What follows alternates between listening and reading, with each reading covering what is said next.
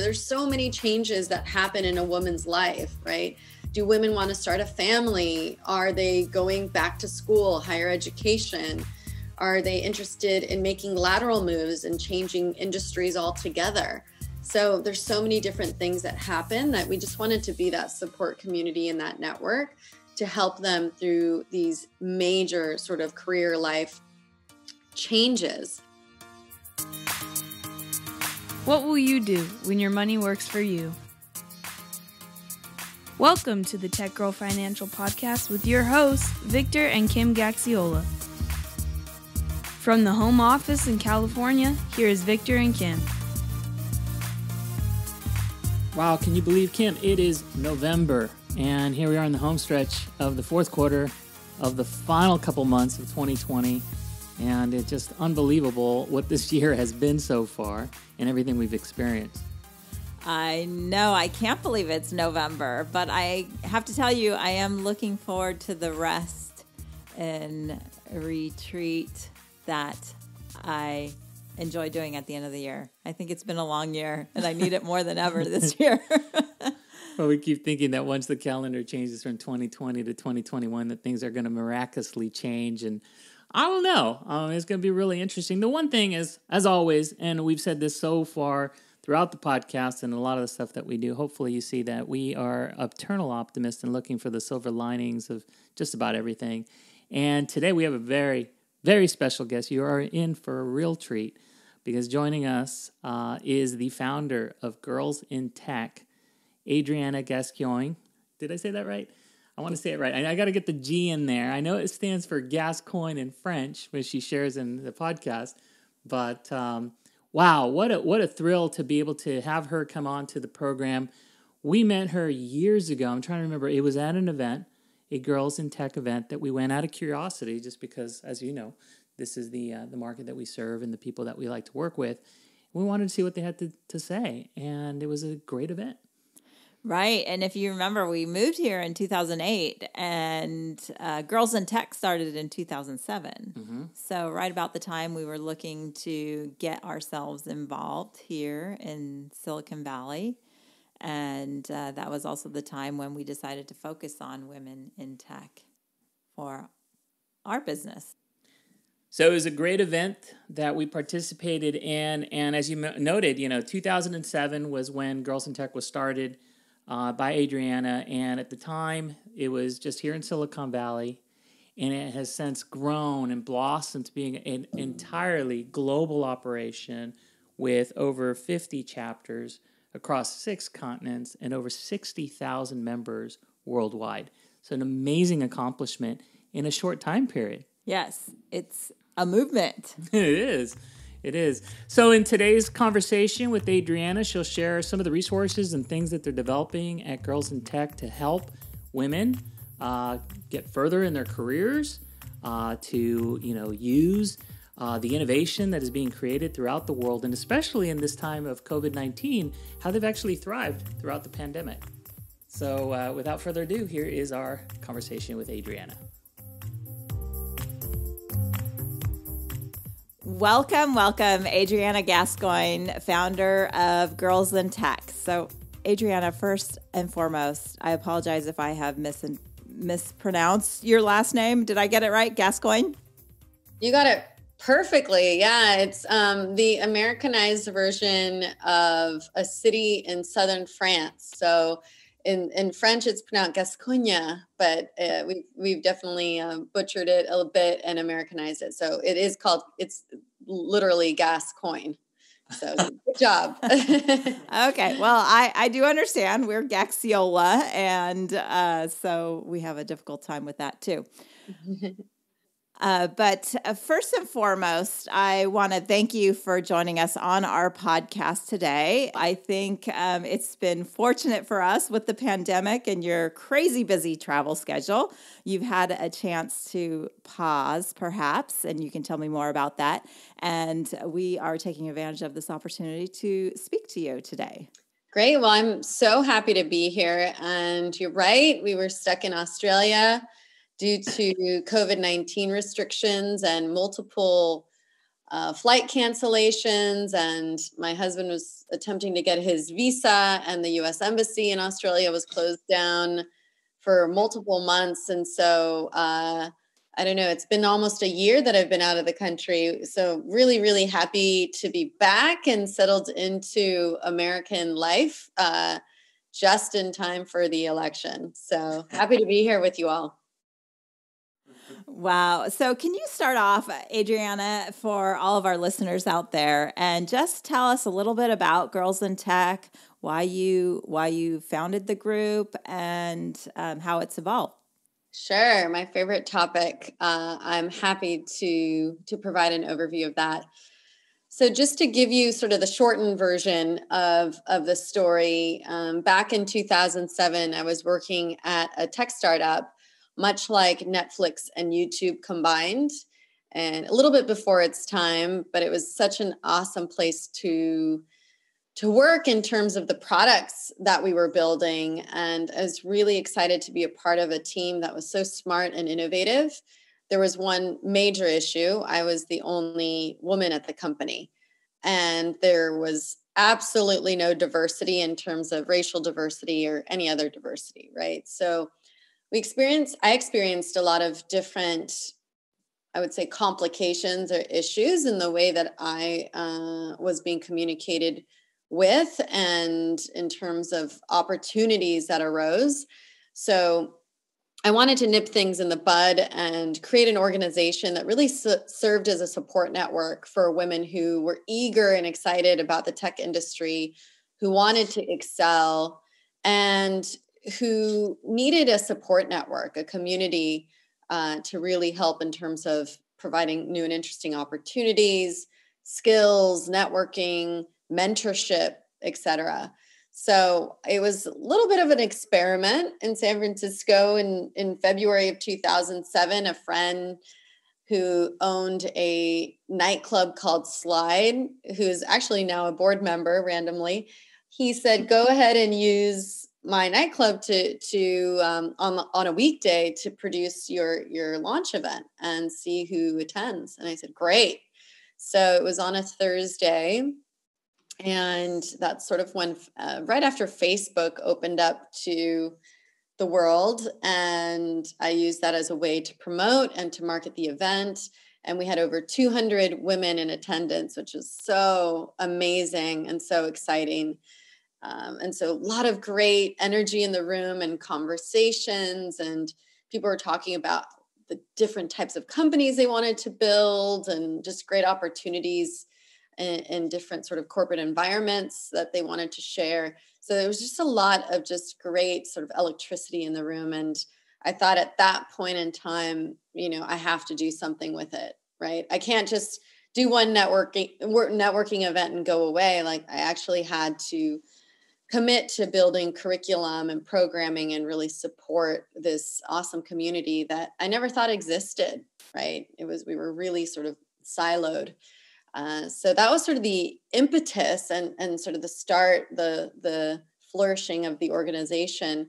And once I started getting going in building the organization, I decided to make it a nonprofit and a global nonprofit. So I always knew that, we had so many resources in Silicon Valley, from great talent to wonderful universities, really innovative companies, population of dreamers and executors, that I really wanted to take advantage of that and start building curriculum, build consortiums to help me build curriculum and programming for the organization. So we piloted a bunch of programs, and then we decided to create a chapter model whereby, everything is built in Silicon Valley and tested and perfected. And then we deploy it around the world to our different chapters that are all volunteer-based.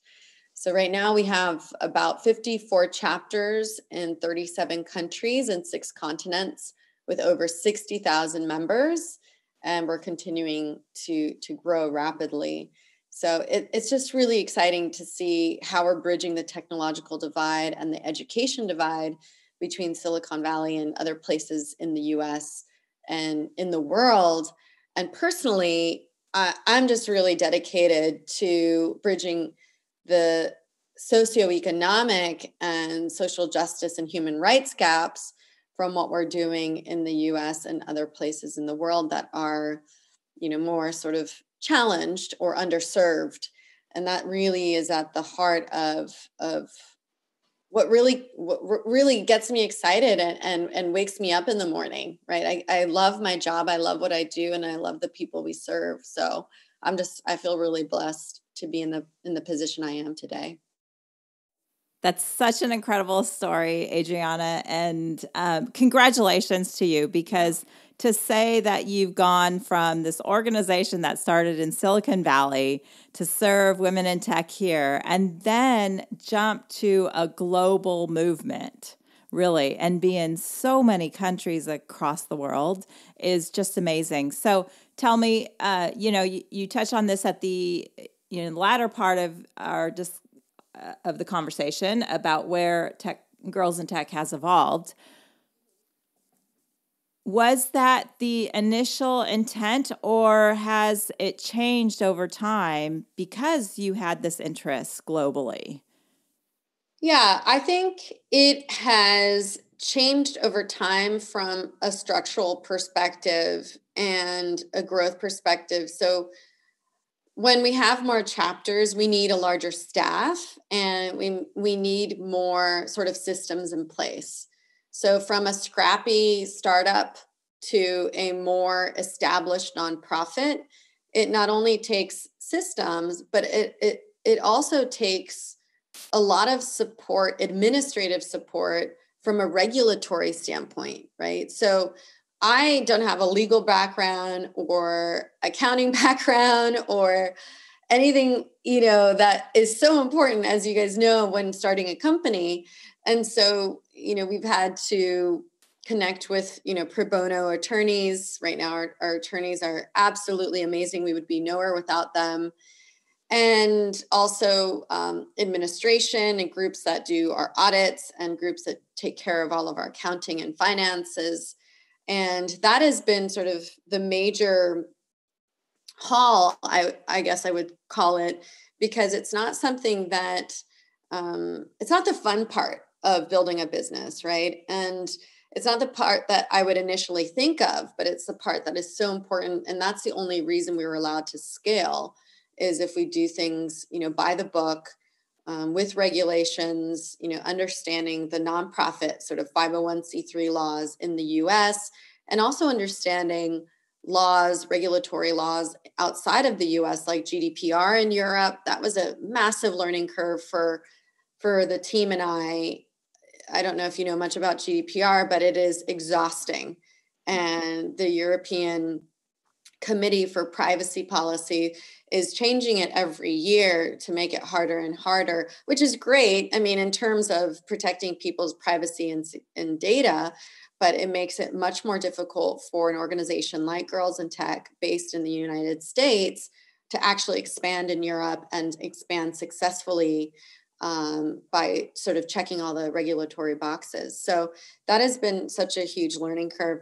And I also would think, with COVID-19, that has been a huge change for the organization, because we've had to transition all of our programs from the offline sort of events model, networking model, to online sort of digital curriculum and programming.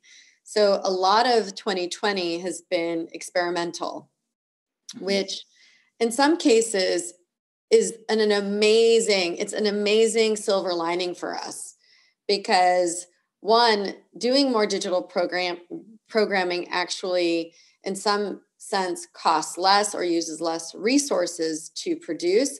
But the most important benefit to that is the fact that we can actually reach more members around the world, and they can access our programming, whether it's on demand or live, around the world whenever they want to, as long as they have bandwidth and a laptop, right? So that's been really groundbreaking for us. And we've realized that, all of our programs pretty much have been sold out. So we're going to be doing a lot more digital programs, if not all of our programs, in 2021. like our virtual hackathon, like the Girls in Tech conference, our big member conference, like our virtual mentorship program, that will all be online. So it's been great. I have to say I was a little skeptical at the beginning, but now going through it, I just feel so relieved and blessed. And, the team is really on board and also very grateful, right? So it's a whole new attitude amongst the team that is a lot less like, this is going to be a huge challenge, to like, I'm so grateful we're here together, we have a job and we're moving forward, which is just, very empowering and inspiring for me personally. That is awesome, Adriana.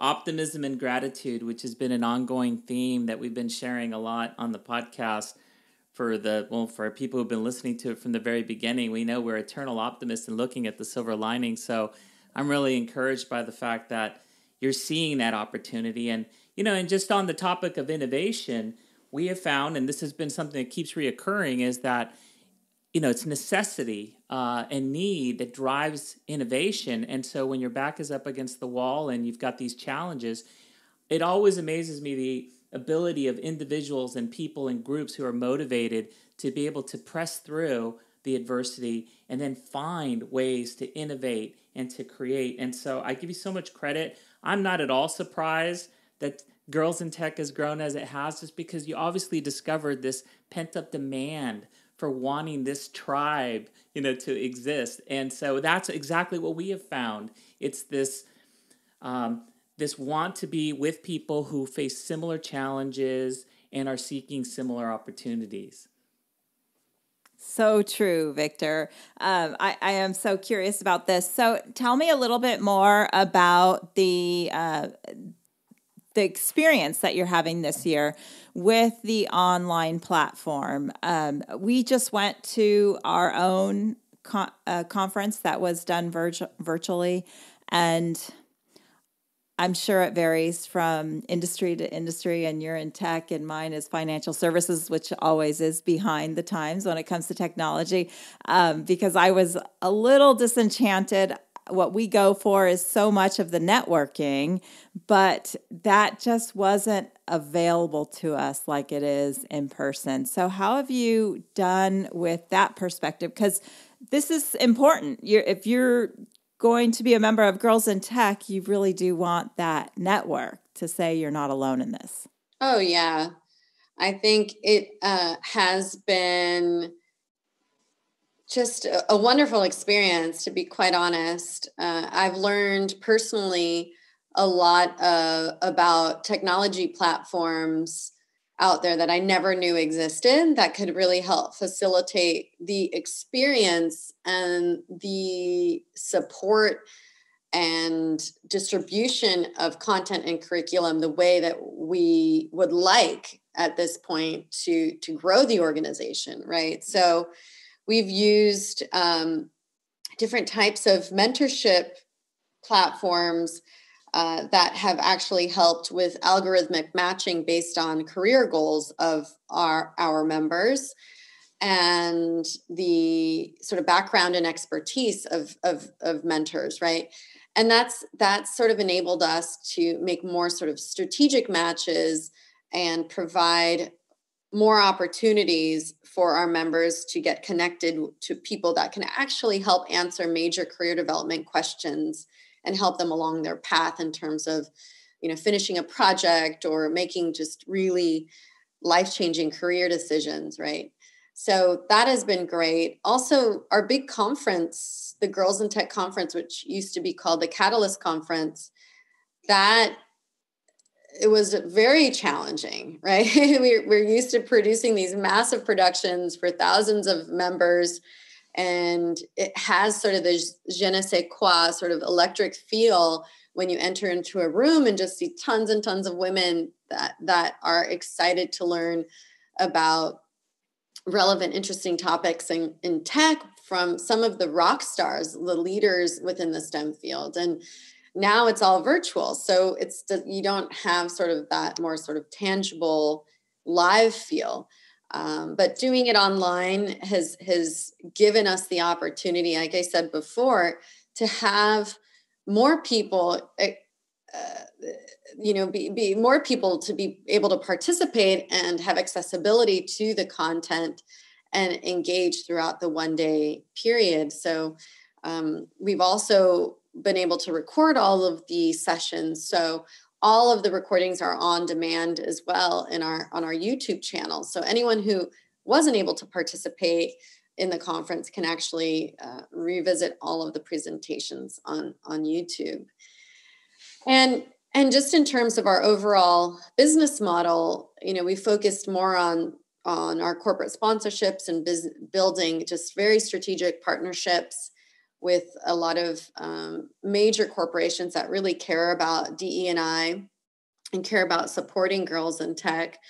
And we decreased the friction, the barrier to entry, so that more of our members could participate from around the world without having to pay. So we made pretty much the great majority of all of our programs free of charge for anyone who wanted to participate this year, which is pretty new to Girls in Tech, since we do charge a fee to participate in some of the events just to actually be able to cover the cost of the production. But this is something we wanted to do to give back to the community, to make sure women feel supported, that they still have the opportunity to engage with the community and our members around the world. And so this is this was a great, I think it's a great evolution to the organization and to our programming.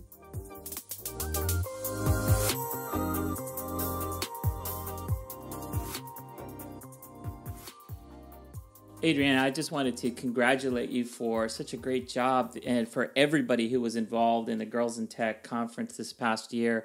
And let me demystify it. Just because it's Girls in Tech doesn't mean that guys can't participate either, because I found the content to be outstanding, and the lineup of speakers that you had at this event. I'm excited to hear that you actually have a lot of this on YouTube.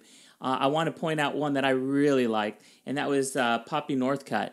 The first and only woman at the Apollo control room. She was outstanding. And I loved her message, which was, to take personal responsibility, to ask the right questions, and to be motivated not to question whether you should be in the room or not. She was so inspirational, even for me. And for anybody who watches, you got to find this on YouTube to watch her presentation. I agree. I really love Poppy Northcutt. She is so authentic. She has a wealth of experience, and just her words are so magical. I think they're so inspirational, and she's very optimistic about the future. And even though she experienced some really horrible things as the only female working with a group of male scientists, she was able to overcome these challenges and learn from them and grow from them. And now providing great advice and learnings to our community. So she's a great role model for us all. It's funny because Hidden Figures is one of my favorite movies, and I am just so amazed with the female engineers in that movie and how their talent just trumped everything. And I always think about that when I'm hiring money managers, because I actually do have a few, I call them female rock star managers. But the fact that we have been able to have a balance of money managers and talent from the female pool and the male pool has helped, I think, our positions a lot. So, Adriana, tell me a little bit more about your membership and if it's changed at all through the years that, gosh, it's been 13 years now that you've been organized as Girls in Tech. Is it mainly just small startup members, or is it a large audience from both large corporations and the startup world? Yeah, that's a good question. Our member base is primarily made up of university to mid-level career women. So it's professional women that are currently in tech, so in the high-tech sector, or who work at the IT or technology divisions within large corporations, amongst a variety of different industries, or that work at a startup, or that are interested in starting their own company, like female founders, right? And our fastest growing demographic within that range is 25 to 40-year-old women, professional women, so early to mid-level within their careers. And I would say that did change year over year since we launched. We used to cover a lot of different programs for younger women, even girls to an extent. But at a certain point, we realized we couldn't be everything to everyone. And our curriculum and our programming and the organization as a whole was being sort of diluted, since we didn't have a targeted approach to what we were doing and the content and curriculum that we were producing for a specific group, age range of folks. And as you can imagine, early to mid-level career, there's so many changes that happen in a woman's life, right? Do women want to start a family? Are they going back to school, higher education? Are they interested in making lateral moves and changing industries altogether? So there's so many different things that happen that we just wanted to be that support community and that network to help them through these major sort of career life changes. And now, really with a target on our fastest growing demographic, so 25 to 40 years of age, we've really honed in on very, very specific curriculum that is really customized and catered to this population. And not just in the United States, but we also customize a lot of our content and programming in other countries. So whether it's through language or cultural nuances, even socioeconomic or even political nuances, we really try to understand, sort of have our finger on the pulse of what's going on in those local communities. So we don't just say, hey, we are the best thing since sliced bread. We're in Silicon Valley and you all should do what we do, because that's not true and that's not the case. And we want to deliver upon, programming that's really relevant and meaningful and impact oriented to our members in different parts around the world. And that's really important to me, being sort of multi-race and growing up partially in Mexico and spending a lot of time outside of the United States. I do really appreciate and celebrate other cultures and the unique sort of diversity that our earth is made up of. So that's sort of how I lead the organization. That is so interesting. That does add a whole different dimension to support, right? If you're approaching women ages 25 to 40 and the changes that are happening. I always said my 30s were my worst years. I'm so happy to be in my 40s now, because 30s were just very difficult for me. I started a business, had kids, and all of that was challenging. So tell me a little bit about all the different programs that you have that are supporting this demographic. We have so many different programs. If you go to girlsintech.org, you can see a lot of them, but I'll give you a snapshot of our most popular programs. One is our virtual hackathon series. So typically we create problem statements that helps sort of a social good situation or issue that is happening in the world. So we did produce one several months ago on combating COVID-19. And the goal was really to help frontline workers, so the healthcare community, doctors, nurses, administrators, with technology solutions that can help support them in this crisis that we're currently undergoing, right, or involved in. And we also are working towards, this month is Breast Cancer Awareness Month, and we want to support the creation of solutions so that healthcare workers can connect and support people with cancer, with breast cancer, more effectively. So we're working towards that, and we're producing many others next year. So it's a really inspiring type of an event, which brings together technical women, mostly software developers and designers, to produce these amazing technologies on the fly over a 2 to 3 week period. And hopefully some of them will continue to grow and flourish their apps so that they can make a larger impact to the greater community. Another program that is really popular, especially right now, is our Global Classroom. That's our e-learning platform.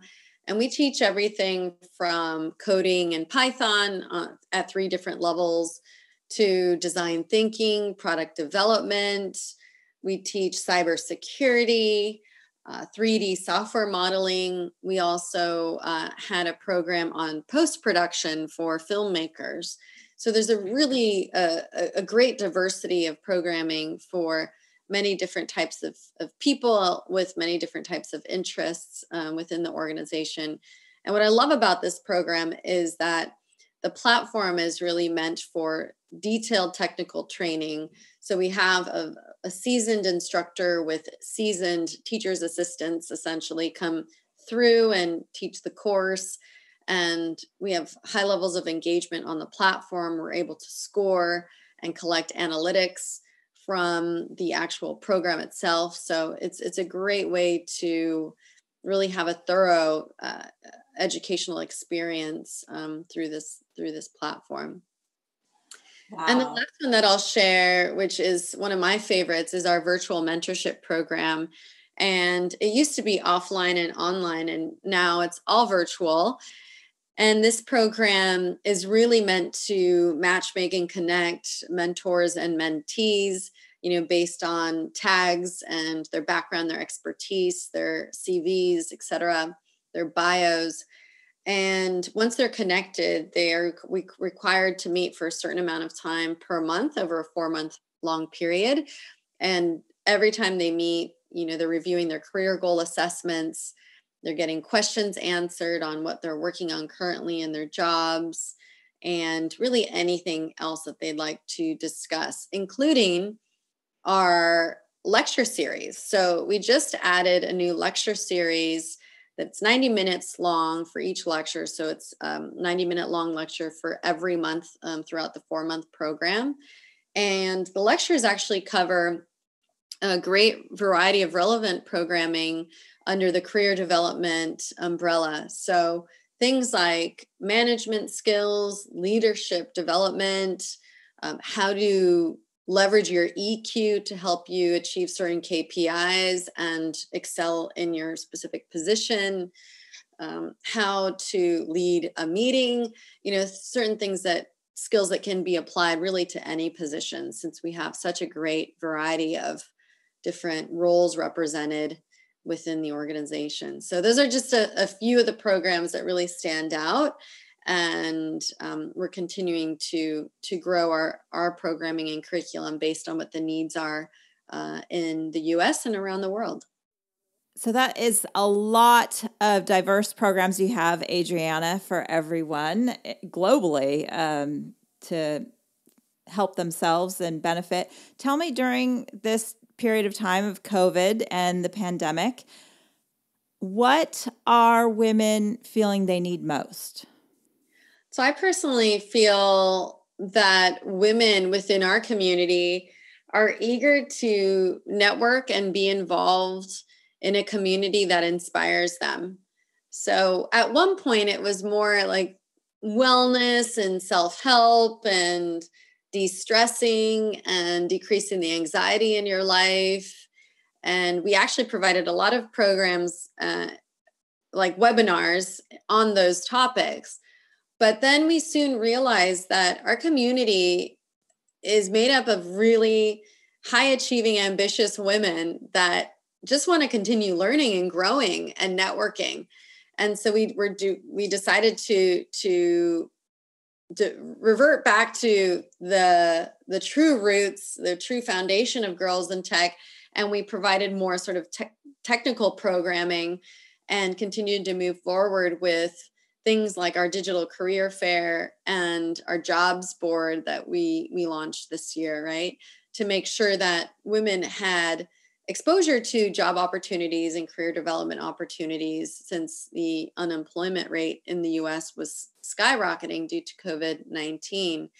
But yeah, I really sort of shifted, the focus shifted sort of around April of 2020, and really just transitioned to go back to sort of where the organization started.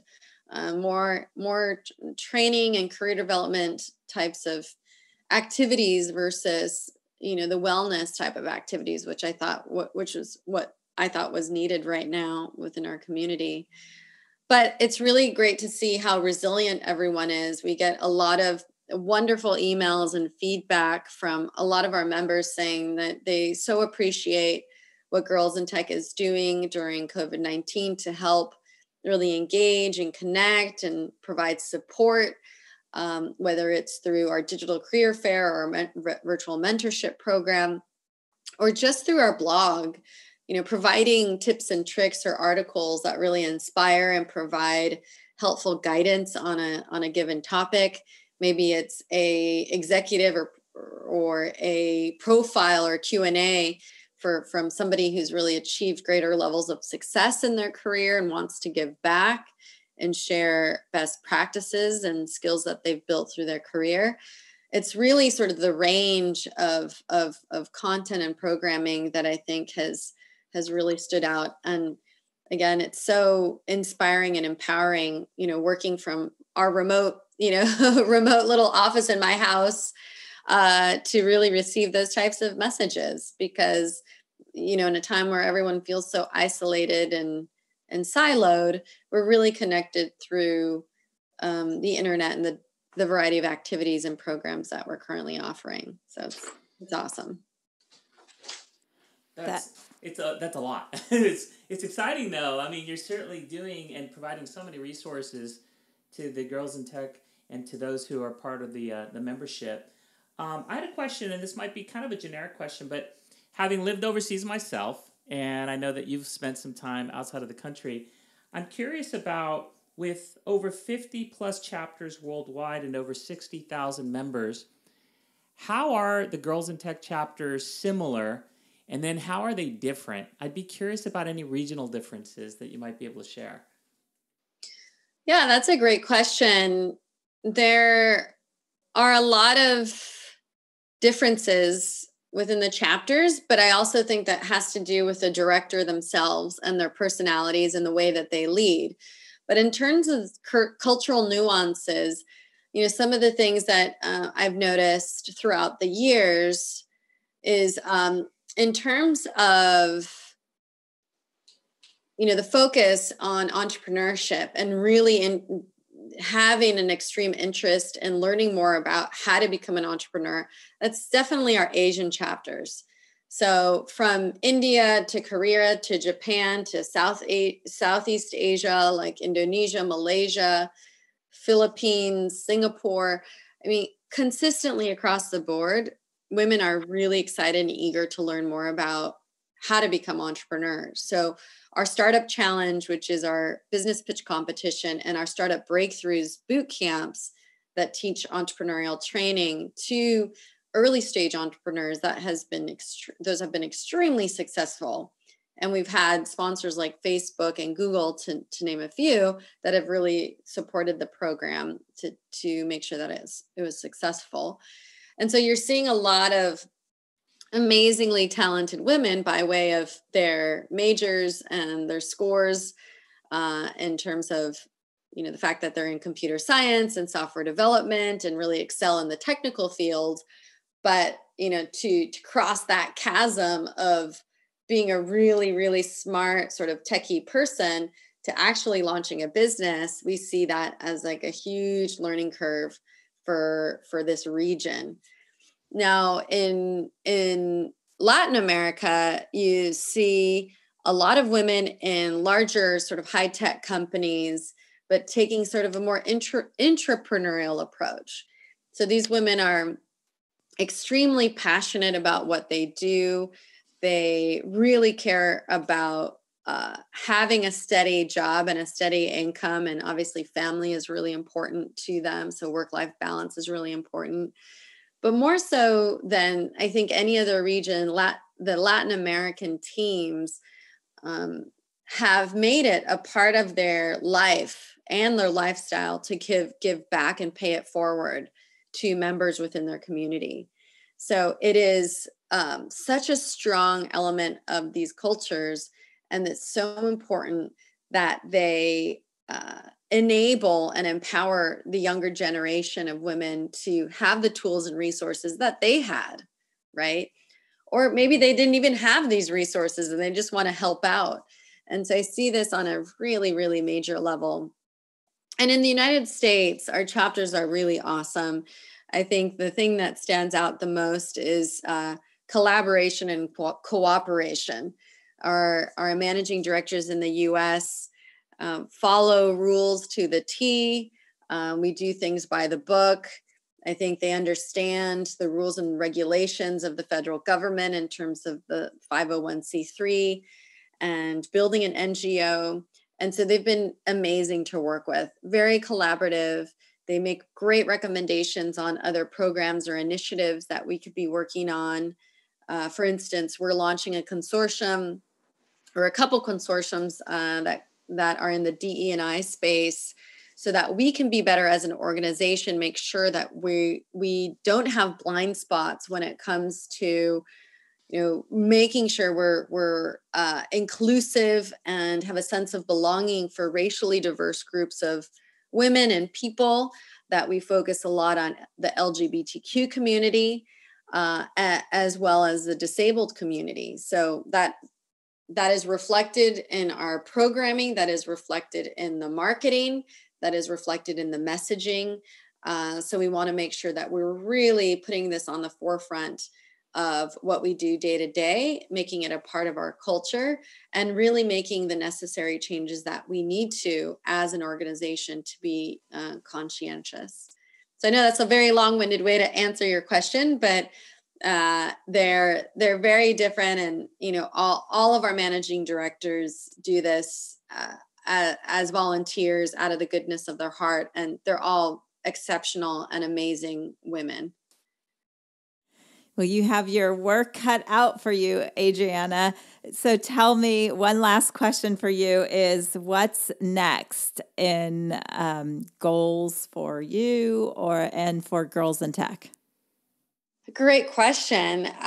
One of the main things that we're working on right now is productizing the organization. So parts of the organization are going to be focused on platforms that enable our community to obtain and listen to and develop a connection with different types of programming and resources. So just like our jobs board, in terms of people who are looking to get exposure to jobs and know what types of listings are out there, look for people that are hiring, and then also for companies to hire tech talent that happens to be diverse from within our community.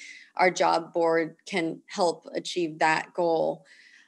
From the perspective of on-demand learning, so one of the bottlenecks that we experienced this year as we transitioned all of our programming to the digital format was that people in different time zones couldn't log on to listen in or experience the program. So we decided to create an on-demand e-learning platform that will be launched in August of 2021, so that people within our member base can engage with the content and learn on the fly and access this digital learning platform. And lastly, we're working on a shop. So we are creating products that we feel are relevant and interesting to our communities, most of them are customized with the Girls in Tech branding, but some of them are not. But it's just highly curated products and items that we think our community would want to purchase. So we're really excited to be working hard on these projects. And then, of course, continuing to support our wonderful chapters and our managing directors and their teams around the world, making sure that they are successful and supported and can produce programs, deploy programs that are meaningful and impact oriented to our members. And also making sure that we partner with companies that truly care, not companies that want to write a check and that's it. We really want to work with value-aligned companies and with companies that, share our goals as an organization to really create a workforce of diversity, level the playing field, and really erase the gender gap within the tech fields. So that's really where we're headed. Well, I want to thank you for everything you do for women in tech, girls in tech. It obviously is something that you've been able to grow this business or this organization into what it's become. And I know there's a lot of women that really do enjoy what you're enabling them to do. Thank you so much. I really appreciate your words, and I appreciate this opportunity to be with you here today. Well, thank you so much for joining us on the program. We'll be sure to include in the show links the links to Girls in Tech, as well, so people can discover for themselves all the great things that you're doing. So thank you so much, Adriana, for joining us today. Thank you so much. We'll talk to you soon. Take care. Okay, you too. Bye.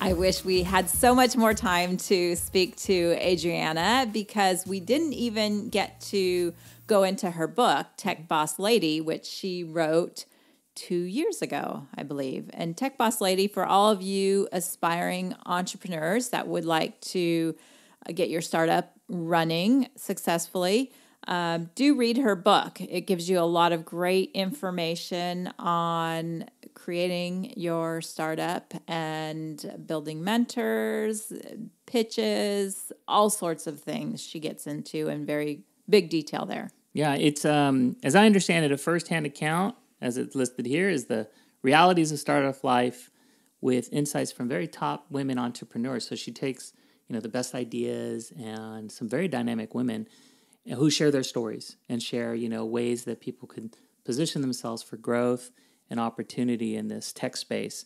The book is available in hard copy. I see it's actually available in Audible as well, so you can listen to it if you prefer. Yeah, and I just want to say one thing that I got from reading the book is how she has a great way of sounding like a sister or something. I think I agreed with so much of what she said, and maybe it's because I am also half Mexican or have started Tech Girl Financial, but I just found myself nodding my head a lot in the book. And it was, I think it was presented in a down-to-earth format. Yeah. And that's what I really enjoyed about it. Absolutely. There's something about, her and some dynamic individuals like Adriana, completely approachable, relatable, likable. It's all those things. And I was just so excited to have her on the program and just to hear what they've done with the organization. I am in awe in the 13 years of what they've managed to do, where they've taken this model from Silicon Valley and been able to replicate it. And yet it still has even the chapters in the Asian market are different from the Latin American market, which I'm sure is different from the European or the North American markets. And just the dynamic individuals that make up this group, and the fact that it is philanthropic, it is really a not-for-profit organization, which is really focused on education and empowerment. It's really exciting. It's really great. I'm so proud of what she's done. I know. And the unifying voice of women is that we are all lifting each other up. And I think that's the similarity we can say that stretches throughout the continents. Absolutely. And the other thing, too, is you can tell how passionate she continues to be, how it's still very motivating for her. And I give her a lot of credit for the entire organization, the fact that they also seem extremely tapped into today's environment and the needs of this community, whether it's through diversity, inclusion, what have you. just that whole idea of really understanding its audience and developing and continuously to evolve and improve on that value proposition, which is Girls in Tech. So I'm just going to say one more thing, because we are the optimists that we are moving into 2021, is to say that, everything that has happened this year from all perspectives does move us forward. Mm-hmm. And we will be farther ahead next year than we are this year because of things that have come out, good and bad, from this year. That's true. I mean, that's how I feel. I mean, I haven't been to the gym in a long time, but I do know that if you go and you hit the gym hard and then the next couple of days you're sore and your muscles are sore, you feel that pain, but you know that means things are working, that things are in, that you're growing and that you're improving. So, 2020 is going to be one of those painful after the gym kind of years, right? That's right. Well, once again, we really want to thank Adriana for being part of the program today. We want to thank you for listening. And of course, if you ever have questions or if you have guests that you think we should be interviewing, please reach out to me at victor@techgirlfinancial.com. And also we encourage you to check us out on our social channels. And one ask, if you like the show, share the show. I think that especially with a podcast like today, which should have been very inspiring for those of you who are listening, especially if you know someone who is in technology or a young girl who likes engineering or STEM or is thinking about moving in this space, definitely have them look up Girls in Technology. There might be a chapter near you and you can get involved. Well said, Victor. So for all of you listeners out there, thank you so much for joining us. It is really our pleasure to bring these topics to you on a regular basis. All right. We'll see you next time. Bye. Bye.